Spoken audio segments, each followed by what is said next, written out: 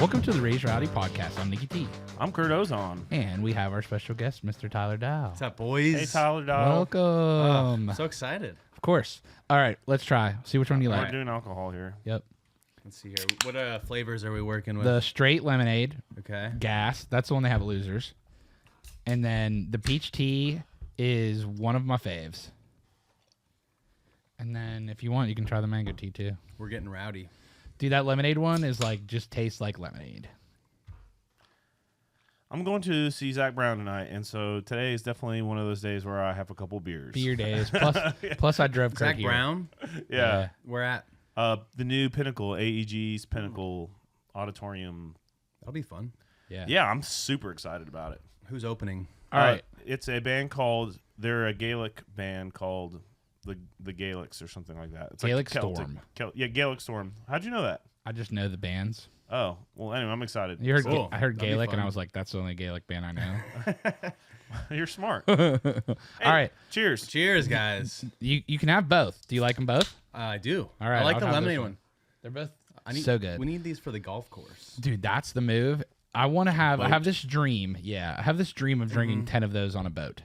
Yeah. Like I have this like summer long goal to make that happen. I think I can do it. I feel like these would be very easy to shotgun. Yeah. How many did we drink at the baseball game? We had a good pick. Really? Close, yeah. Yeah. Ah, those are fun. We went to the Sounds, not the opener, but the game the day after. And it was a little wet during the day, but we had good weather, which was great. Yep. And I live right across the street now. Okay. So I guess I shouldn't say that. Maybe people will stop. No, it's fine. dollar beer night and That's Thursdays. Thursdays. Thursday? We put one of those on the counter. We'll have to send it to Tyler. See We'll if he's send you a around. I calendar. will be invite. there. Yeah. That's fun. So we went over, hung at my house, had like a drink because I got surf signs on the fridge. Let's go, you know. And then we walked over, and the first bar we went to didn't have them, and I was like, "What's going on here? I'm gonna have to drink a beer. This is absurd." We had a good time, had that beer, and then I found the surf sides, and that's what we switched it up, baby. Baseball weather's back. Oh, Hey, so man. excited. Oh, drove here with the windows down. Yeah. Oh, yeah. Bicycle riding season is back. Yeah. Kurt and I both are bikers. Riding the hog, dude. I want to be a biker. I just need longer shirts so you can't see my butt crack. Yes. Yep. We'll work on that. We both live like 5 minutes from Shelby, which is So there's sick. like a 40-mile path along the Cumberland that you can ride all the way past the airport. And it's like one of my favorite things to do. So sick. Yeah. When's the last time I saw you? Was it the cruise or no? No, I saw you on Friday. Oh, Kurt was running in East Nashville. that's true. That's true. yeah. Okay, so I was running on Riverside? Riverside, and Tyler was down there, and I gave him a high five. That's when I saw always, you. whenever I run on Riverside, I always get texts or like car honks, like not like cat calls because I'm like not that good looking yet. Never will be, buddy. Yeah, I know. Everyone But, knows each other in yeah. East Nashville. I see Reed. Like I saw Reed from Flatland the other day, and I'm literally listening to your band right now. That's awesome. Yeah. Oh, That's man. hilarious. I love East. That park's great. Kurt Yeah, made me it's- run in there one time. Yeah. It's so much fun. It's finally getting green again. I've been riding. It's like stick season over there. But last time I saw you was when you recorded "Steel" on my song. I think. Okay, that's what I was Yeah. gonna say. That's what I thought Yeah. it was. So That was that was what year is it? When did that It had to song be come last out? fall. It came out in the fall. Okay, so at end before of that. November, Mhm. and we didn't do a Cappy Cruise this year. That's right. I think we're doing every other year. Yes. Right? Okay. So next year. Yeah.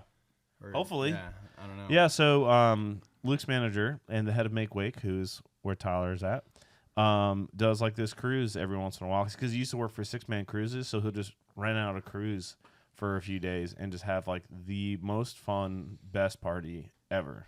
So baller. It's unreal. It's something you look forward to, and I don't know. We're there for like 3-4 days, and it's just the best time.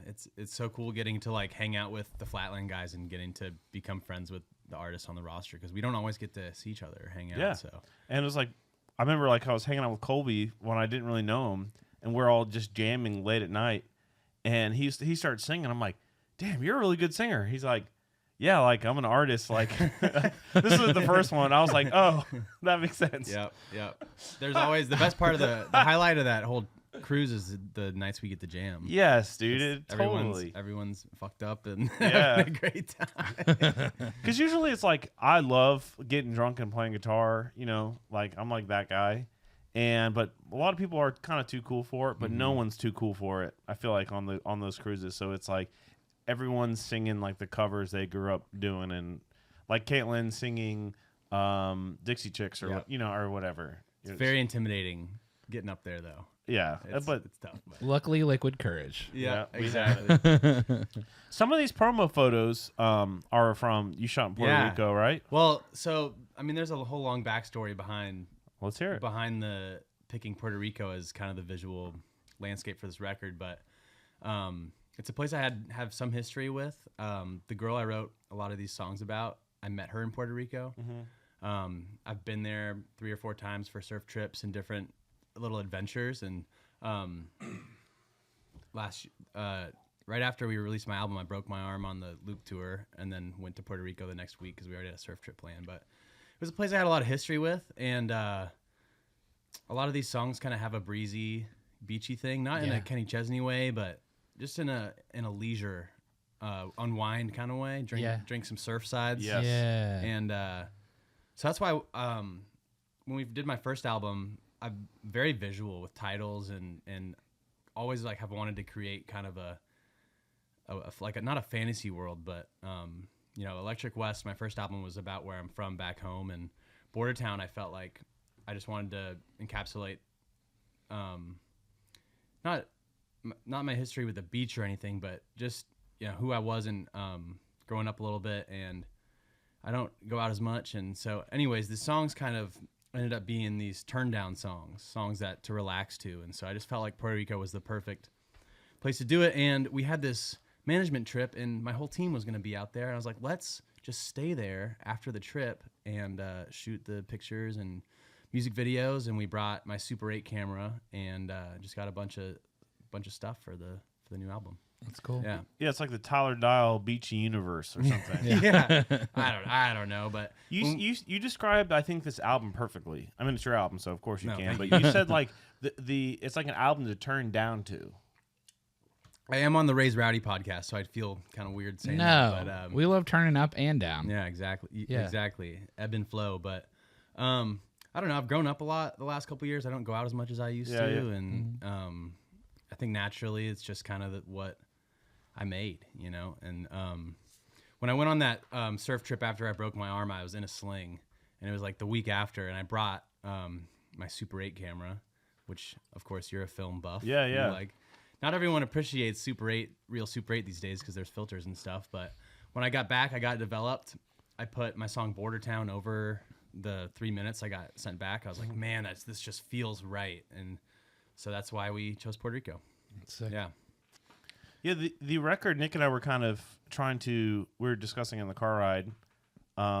We're trying to find how to describe it, because it sounds very cohesive as a unit. Thank you. But there's so many different influences on there.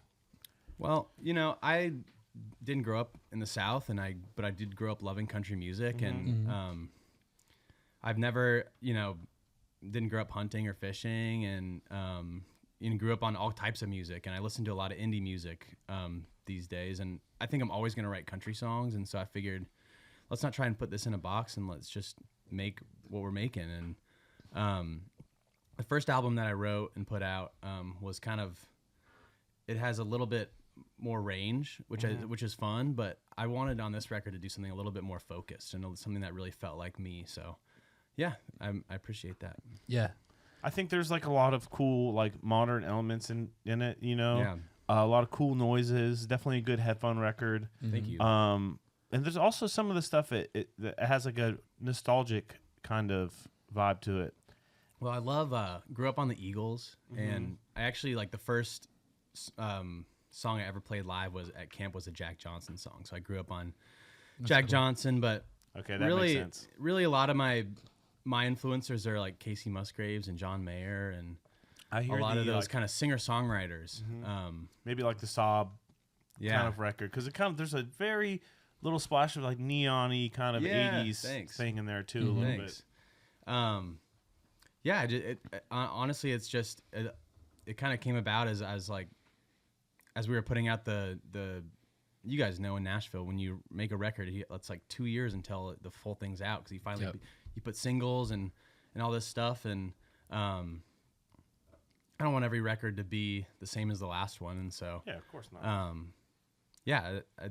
It's just kind of turned into something, that something different. But a lot of the songs I would actually start with the music this time and stayed up late and made a bunch of, I call them vibe dias, where I capture the spark and don't flush it out too much, and so I kind of like bottle up and would bring those into songwriting sessions. So that's kind of started out like the vibey, like holy smoke, there's a guitar riff that kicks it off that I recorded, and this is the first time that tracks that I made at home made it into the record. And so I feel like it's more of it feels like more of who I am, maybe. That's cool. Yeah, you have your mitts in it more. Yeah. Well, I've been in Nashville now 7 years, and the first record I made I'm so proud of it, but it's songs that, I was maybe not as present in the room or let some people step on. There's so many good songwriters in this town, and you need to know when to get out of the way sometimes. But I feel like I was able to put a little bit more of my mark on this record. That's cool. One thing I noticed that I find really refreshing is that, like, harmonically, there's a lot of stuff on this record that I'm not hearing a lot of people in Nashville do. A lot of major 7 chords. Yes, a lot of major 7 chords. And also, on the last tune on the album is such a fresh sound. It's almost like a bossa nova a little bit. Which one? Which one are you thinking about on the last song? I don't have to pull it up. I forget the name of it. I'm like, damn, this sounds like Girl from Ipanema or something. Yeah. No, I mean, there's something about the bossa thing that I kind of feel like it feels Southwestern in a way. Even I know it's not, but I don't know. I just feel like every time I try and write something, I gravitate towards the major 7 chords. A lot of Tame Impala I listen to, and he does a lot of that. And I think they're coming back too, like Birds of a Feather or whatever. A lot of the hits these days have major 7s in them. So yeah, it makes my ear go ooh. Yeah, and it's funny because I went to music school, and you play all kinds of chords when you're in music school, but a lot of times I'm playing a lot of 3 chords in the truth. Yeah. Mm-hmm. And so nothing wrong with that. Yeah, of course, dude. That's like what this country is founded on, as Nick would say. Yeah, it's what our forefathers had in mind. But it's like it's fun to kind of step out of that mold a little bit every once in a while, and you don't get that opportunity too much, especially in like the swing world, maybe Western swing stuff, but like regular country, not as much. Well, and there's a lot of like George Strait songs with that thing, and I think Casey kind of made that possible in country with the Golden Hour record, and that was a huge influence on this one too. So cool. I definitely hear that. I definitely hear the John. I definitely hear the Eagles. Thanks. So if you're a fan of that stuff, definitely check it out. I agree. And I was like, the closest record I could kind of place it to was like Ern's first record. It was definitely like beach vibes. Yep. Also, that's right. He Neon Beach kind of. Yeah, man, he's so good. I know he spent a lot of time in the Caribbean and in the islands, and I love what he's doing though. He's so cool. He's such an influence too. Yeah, Ern's great, but it was like just the vibe of that record and the vibe of yours. It's kind of like that same thing where it's like that's a huge turned down and like let it like this is a great record for a road trip. It is equally as great as like a chill boat day. Oh. You know what I mean? Like that's the goal, man. I think that's of course. Well, I think a lot of the major 7 chords lend to that leisure, turned down aspect. There's so many Jack Johnson songs that I'll put on like when I'm trying to unwind from a hard workout or something, on the drive home, and that's just kind of the headspace I was at when we were making this. So I think that like if you're gonna like drink a beer, you're gonna listen to like you like Luke or something, right? Well, it depends how many beers. Yeah. If you're gonna drink one beer, maybe a Surfside. Well, I was thinking like if I'm listening to this record, it might not be a beer, it might be smoke a joint kind of a vibe. Well, that's how I came up with a lot of these songs. Yeah. Oh, it's funny. And that's kind of the headspace I'm in when I'm listening to this record, where it's like, it's like I'm not crying, I'm just high.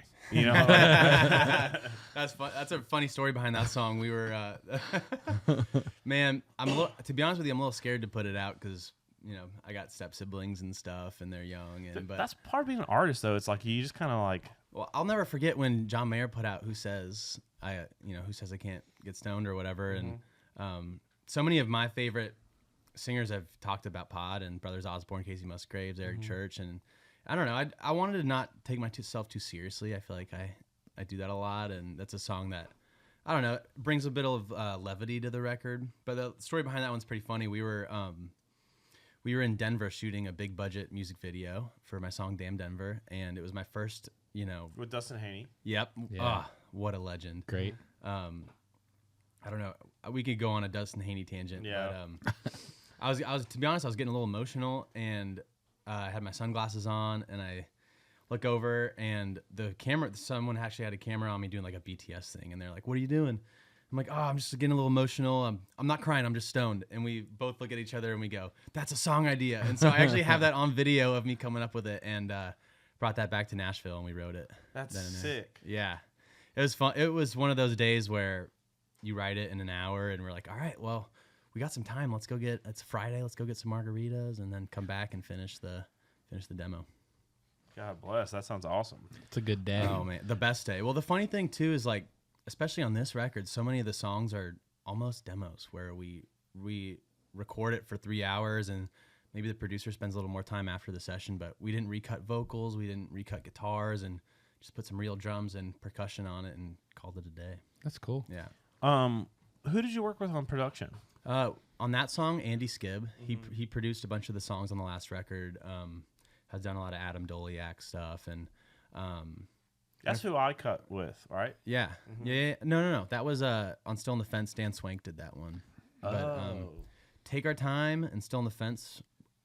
At this point, it's like one of the things I love about Nashville, like I was just saying, is you get a demo back and it almost sounds like a record, and it's like, why bring the new song into a new producer who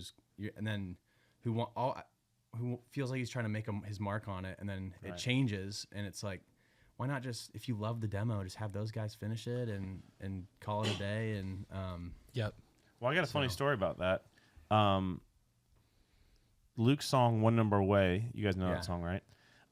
He had written that song, and he had written another song called "Steal Your Kiss" or "Steal My Kiss" or something. And he wrote these two songs, and he's like, he texts me, he's like, "Hey, I want you to play on this demo this song, One Number Away. I'm trying to pitch it to a bigger artist."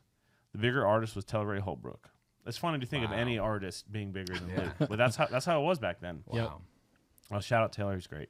And so they cut this demo, and it was like computer drums and whatever, and great song. Luke sang the vocal on it, and it crushed. Then when they went to cut the record, they just couldn't beat the demo. Yep. There's a magic in that, Yeah. I think. Especially when you kind of don't know the melodies and you're trying to figure it out, and you're so excited about it because you just wrote it, and it's like you're in the flow state. And anytime I've ever gone back to try and beat a vocal, even if it's like 2 years later, I can never do it. The vocal sounds great on this record, man. Thank you. Yeah. Thanks. I feel like I've really found my voice the last couple of years, and where I'm comfortable singing, and it's honestly been singing quieter. I feel like when I came up playing on 6th Street, and when I first moved to Nashville, I felt like I was trying to mimic other singers, and then two, push too hard. So it kind of just goes back to unwinding and turning down, and just singing quieter. And It feels like the tone is richer vocally thank you. on this record. Does that make sense? I think that's just You know? a combination of learning how to sing, hundreds of demo sessions. And, Just the having the chops and the reps. Yeah. I feel a lot of people I've talked about. It's like, when you go in and you cut in a vocal, it's not just, there's so much that goes into it. Yeah. There's the gear and the mics and all that. Then it's also like the little things. It's like when a producer's working with someone. I was talking to Christian Bush about this the other day.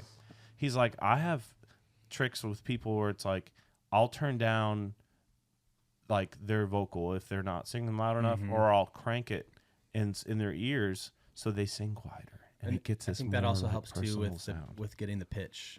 I think sometimes if I can hear myself too loud, I can't hear the band or whatever. And I don't know. It's a Thank you. delicate balance. Yeah, it is. It's really fun and inspiring when you have a really good vocal sound coming through your ears too. If I'm cutting a vocal at home, I don't really have that, but Right. over at Andy's, he's got the preamps going and the nice mic, and that's when it's really fun. The it's like when I cut stuff on records, and sometimes producers want me just to plug directly in, and they're like, we'll reamp your steel tone later or whatever, and I do that, and that's fine, but it's just not as inspiring to do it in the moment. Yeah. And when we cut steel for Still on the Fence, we put all the cool sauce on it and just cut it down, which I think is a kind of a fun way to do it. You just can't change as much stuff later, so you're kind of just printing it.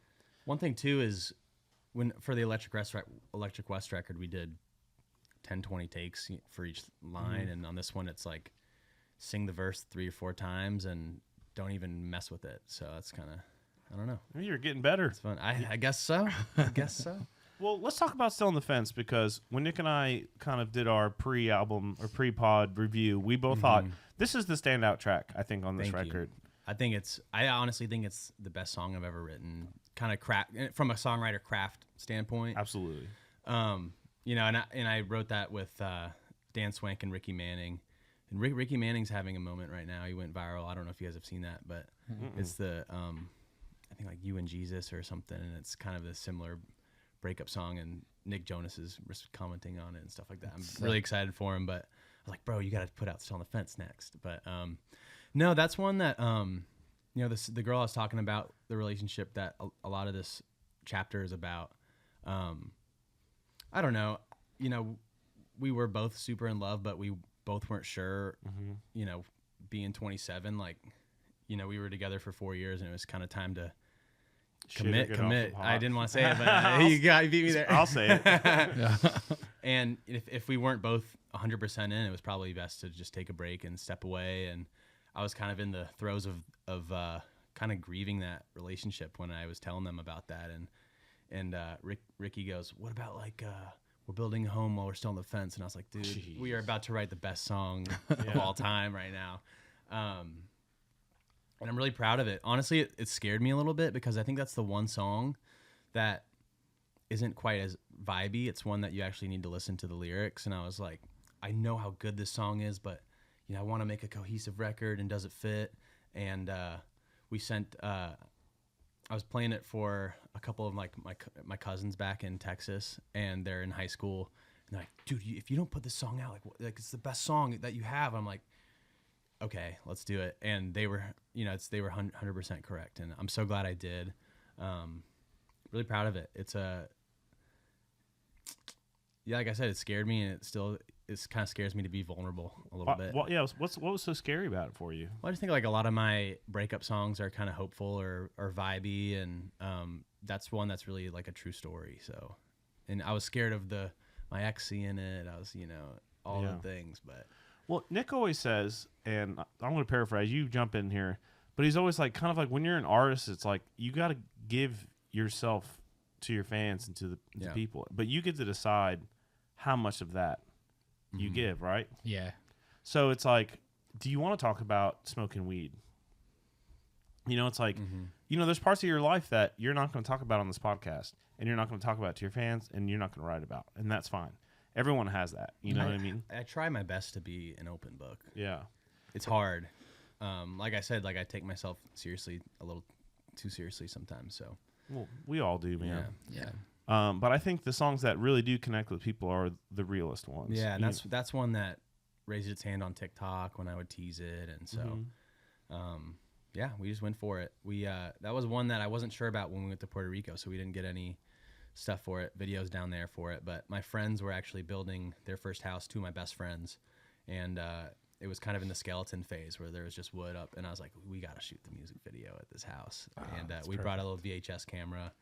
And just did a quick couple hour shoot, and I've actually edited all the videos on this record, and kind of to save money, but learned a lot on the Electric West project, and ended up offering a bunch of ideas there. I was like, I think I could do it. I think I could open up the Premiere on Adobe Premiere and cut it together, and I'm proud of that one. Yeah, so. Man. I know you have a film Instagram account. Are you still shooting some film and posting on there? Or? I think I think my best pictures come when I go on fun adventures. So I think I haven't had quite as many of those yet, because it's been cold and it's been kind of cabin fevery. But we brought like 12 rolls to Puerto Rico when we went on that trip, and I bought a Canon A1, which is like, as you know, like I've had a point and shoot for the longest time. For those listening, it's just the kind of camera that you don't even focus. You know, it's almost like one of those Kodak disposables, but you literally a little point bit it and better. shoot it. And that's Yeah. all you can do. But we had this shoot coming up, so I brought Super 8 camera, a couple rolls of Super 8 for pretty much for like visualizers and for the music videos. We brought my Sony digital camera to shoot video, and then I went and bought this new A1 camera at this. I don't know if you've been to Artifact. Yeah, Artifact. Shout out Artifact in shout East out- Nashville. yeah. Cool store. They're the best. They're the best. And so I bought a new A1, like $300, just to get better focused shots, more professionally looking shots on the film. And we were doing this stupid scene where I was in the ocean, and no. my video. No, you're gonna love this, dude. No, it gets even better. I'm in the ocean, and my videographer is up to her waist, looking through the viewfinder, and a big ass wave knocked her over, because she was looking and she didn't see the wave coming, and she's got my nice camera, Which one was it? the A1, Okay. and we lost a few other cameras in the process, but the A1 wouldn't. Right after she fell in, the next Salt day water. we went and got the rice and everything. We put it in there, Salt, dude. and totally the salt water messes up the course, cameras. yeah. Man, we got home and we got the roll developed, Yeah. and we got these pictures back that had like a film soup thing. I don't film soup where I'll tell Nick, because film soup is basically when you shoot a roll of film, you can drop it in like salt water. You add like lemon, and it's almost like doing tie-dye to your Camera. to your roll of film. Yeah. And we had a natural film soup from dropping the camera in the ocean. We get these pictures back and we go, boom, that's the album cover right there. And it's on the picture, it's like has these weird streaks and weird coloring, and it just looks crazy, but it was one of those like happy accidents. Yeah, there you go. That's one of them. Happy accidents are the best. Yep. I don't know if I can. Yeah. So we have a whole roll of film that looked like this kind of world that we were wanting It to looks create. like Lomo turquoise or something. Yeah. Oh, it was the coolest thing. We were so bummed and kind of had our fingers crossed that we would still be able to develop those pictures and turn into an album cover. So Well, I'll just tell a quick story just to make you feel a little bit better. I was at a wedding with my Canon R camera, which was like the first Canon mirrorless, full frame camera, and I was drunk on this jetty, and I was taking these long exposures of the waves hitting the rocks, and it just got wet, and I think I had even just a little wet. but I had my foot on this rock, and I was all I'm in a suit, and I'm like 8 beers in, and I'm like Yeah. getting artsy, and just my foot slipped, and I just dunked it, and I went, and of course I tried, but didn't. Nope. She gone. Rip. No film soup on that one. No, just SD card ruined. Oh, Yeah. God. That's That happens to the best of us. Yeah, but like again, like I feel like with the album cover, those are so hard to force. I think sometimes Very like, cool. to get like an epic picture. Everything has to come together, spontaneously, and that's what happened. It's super cool, honestly. It is fun when Maybe it an happens expensive that way way. to do it, Mhm. but yeah. Like the AE1 is such a great camera. It's so solid. It is a replaceable camera, though. is. There's plenty of them out there. It It's is- not like it it was is. Grandpa's, Leica. Not or a something. Leica. No, Yeah, right. Well, AE1 is the camera they sampled the iPhone picture sound from. Did you know Oh, the that? shutter sound? No, I Yeah. didn't know that. Yeah, That's cool. yeah, Interesting. it's classic. I don't have any Canon SLRs, but that's a good one. I think I have like 3 or 4 film cameras at this point. My favorite new one is the Nishika, the 3D one. Have you seen those? Yes. Where it takes 4 frames and it does like a 3D GIF. Oh, that's cool. It's fun. I love it. GIF or GIF? I don't know. Whatever the internet tells Yeah. you. Yeah. That's a big point of contention on the bus at 3 a.m. when someone's like, "Look at this GIF," and then Tyler's like, "It's a GIF." The guy who started it, he said it was a GIF, and we're like, "I'm not calling it a GIF, dude. Like, I'm just not doing it." That's great. Hell That's yeah, great. man. Well, this record's great. Thank you. Definitely the Come Down record for sure. Yeah. I'm so excited. I'm so proud of it, and it's again like we've been sitting on it for maybe a year and a half. So this is the first time we're announcing it, and the first time we have really spoken about it. So really proud of it. We have 2 songs that by the time this episode's out, will probably be out. We're doing a 420 2-for-1 pack. Heck yeah. So we're putting out Holy Smoke and I'm Not Crying, I'm Just Stoned.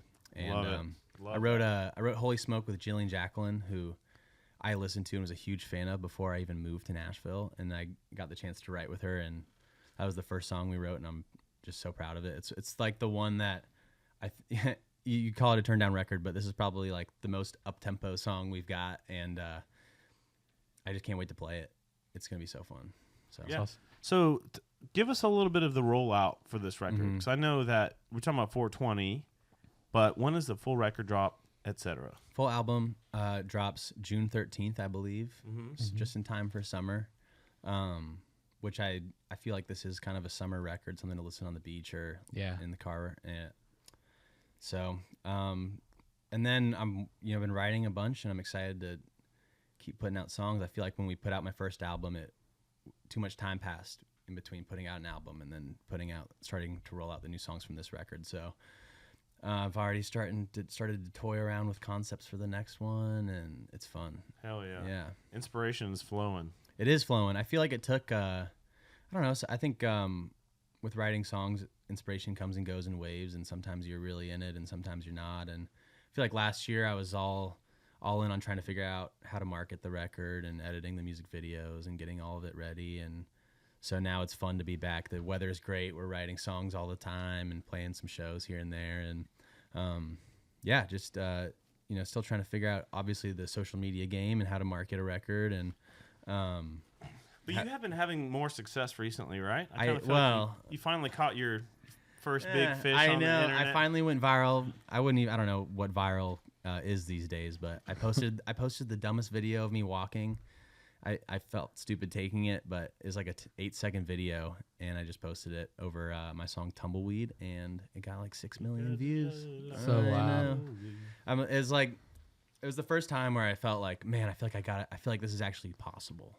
I've seen a bunch of friends and other awesome writers in town just blow up overnight, and just to get like a little taste was like, okay, I think I can do this. So still in town.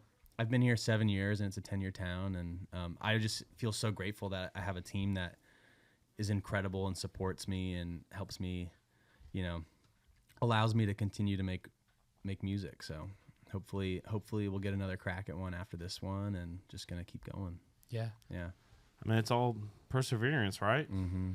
That's absolutely it. It's how much do you want it? How hard are you willing to work for it? Mm-hmm. And then strategy too. Like that's the thing you kind of figure out more as you get deeper into the woods, is like, there's a plan for all of it. Mm-hmm. Is it right? No one really knows, Oh man, I made so But you many gotta push forward. mistakes on the first album. Like going to record a big budget music video in Denver, flying people out from Nashville. Like, what a terrible idea, Like when we were first doing that song, we did a lyric video for like $500 in Sedona and made it feel like we were, at Red Rocks or something. And I don't know, the DIY thing about making the visuals is so fun for me. And we've got a lot for this project that we're going to be leaking out, music videos I've made, and so I'm really excited for people to see that stuff. I know I'm not a cinematographer or a colorist or whatever, but you got the eye, dude. Yeah, I feel like I'm trying to mix a record, like DI. Like if I tried to mix my record, like it wouldn't be great, but I feel like I'm doing the same thing with making the music, but it does have that personal touch a little bit, like the visuals and stuff. Mm-hmm. Yeah. But you have a passion for that. Yeah, I mean, what I found is if you do Super 8, it's the cheapest and easiest way to make something look expensive. Yeah, but I mean, Super 8's not cheap either. You know what I mean? It's like, it's what is not. dev on that's like $125 probably, right? To get it developed and like scanned. $125 for like 3 minutes. So 3 minutes. Yeah, That's wild. but it's fun. I mean, you're preaching to the choir. I think that's the coolest shit ever. You know what I mean? It's so fun. I mean, like, I do recognize that stuff doesn't perform the best on social media when you got to grab someone's attention, with like a hook over whatever. People want to just see. Someone said to me, like, people don't want to see someone videotaping you. They want to see you turning around and filming yourself in your daily life. And so, I don't know. Yeah, there's like, I was thinking about this actually just today. I came across an ad that was targeted at me, and it was for Normal brand, Sophia's family's brand, and it was like shot with an iPhone, and it was like they're spending ad money on this. I'm like, no lav mics, just this dude talking about his clothes, and then they look awesome.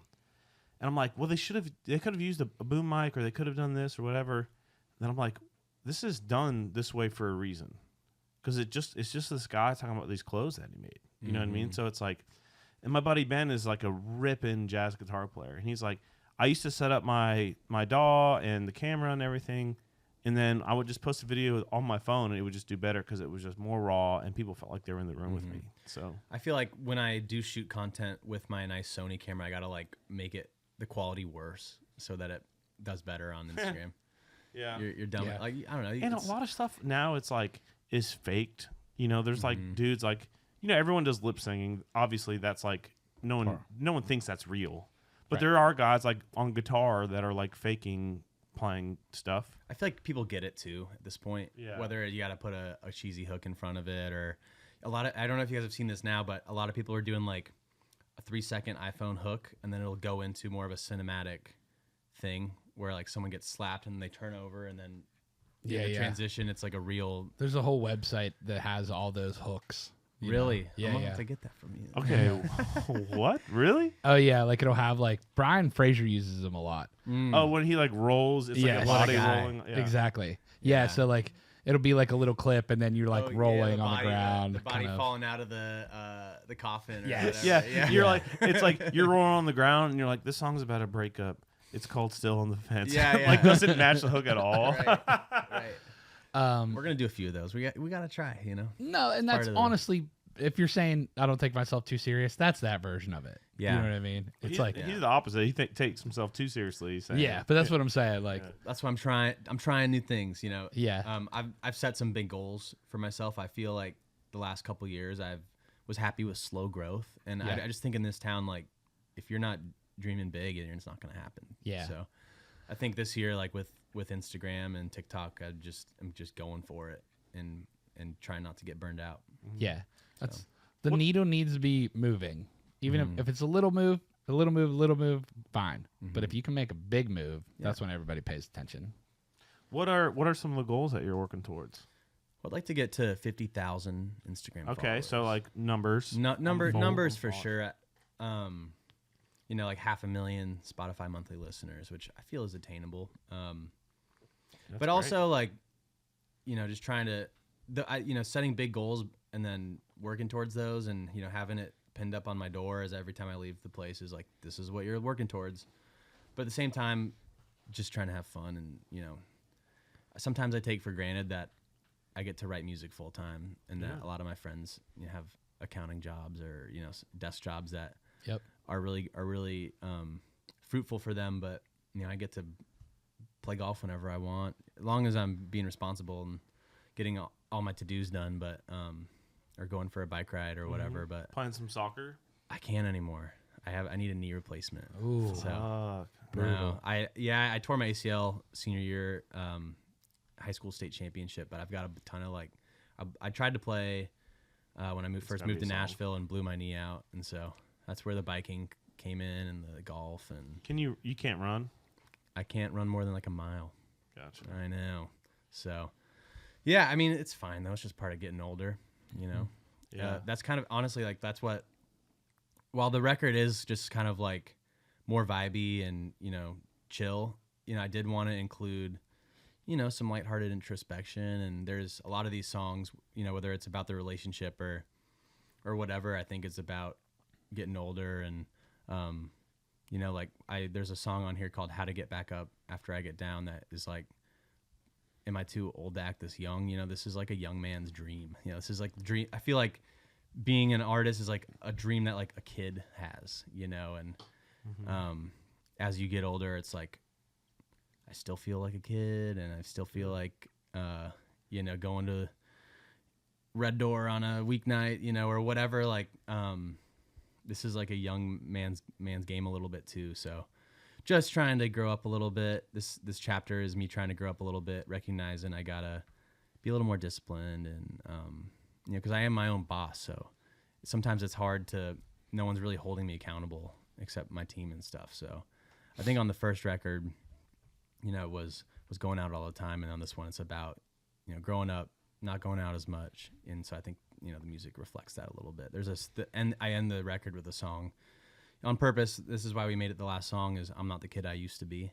And that's okay, so yeah, it's great. I like getting better. yeah it's life is waves, man. And I mean, I'm sure you'll have another wave where you feel like you are going out a little more for a while or whatever. I mean, it's a day-to-day thing. Yeah, but that's how it works. Yeah. I'm going out tonight. Yeah, Going to see Zach Brown. You're going to a show. That's different. Yeah, but I mean, you can tell the maturity level on this record is a level up, and it's cool. It's interesting. Like you hear the indie in it. You hear like indie rock a little bit. Oh man, I've been trying to find like, and I don't want to put music into a box, but I've been like trying to find like what's like the elevator pitch, like how I describe this album, because it's I still think it has roots in country. I live in Nashville. I still write to a hook, and write songs that way. But I don't know if I'd call Golden Hour like necessarily just a country record. It's like I've been like, is this Americana pop or is it like indie country or indie twang? I don't really know what to call it, but I don't know. I do love that it does feel like my own brand of country, and it's a continuation of that from the last record. And the new songs I'm writing are still that kind of indie Tyler. So we'll see if people like it. I don't know. Sick. Well, hell yeah. Everyone go check out the new record, which Thanks, drops June 13th. June 13th. Okay, I was going to say June 12th. Yeah. Yeah. And 420, look out for that That's double right. pack of Holy Smokes and I Ain't Crying, I'm just high on drugs.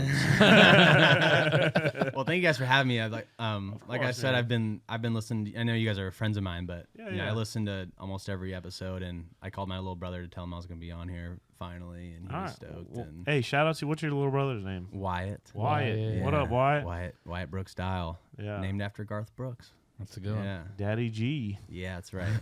No, I love you guys. Thanks for having me on. Brother, Of course, you too, brother. man. Go follow Tyler Dial and watch his TikToks. And fuck that. Thanks, Fuck dude. that. Buy his record. Yeah, listen to his record. Watch my Super 8s. Yeah. These films aren't going to pay for themselves. No, they won't not. That's okay. But man, it's been a pleasure to know you and to get to Thanks. hear your music develop over the years. From Thanks, that Nick. show for the last record at what was it, the end? Yeah. And getting to be in your music video, Kurt and I when you forgot were in the about Oh that. my days. God. I forgot about that. Yeah. What song was that? Taking It Home. Yeah, Take Yeah. It Home. So Nick and I are, what are we doing? That keg stands? Yeah, Yeah, the inverted beer drinking on the machine. Oh, on What the was that, like where you stretch out your lumbar back? The back thing? machine. Yeah. God, I saw that there Like yesterday. yesterday. that. Yep.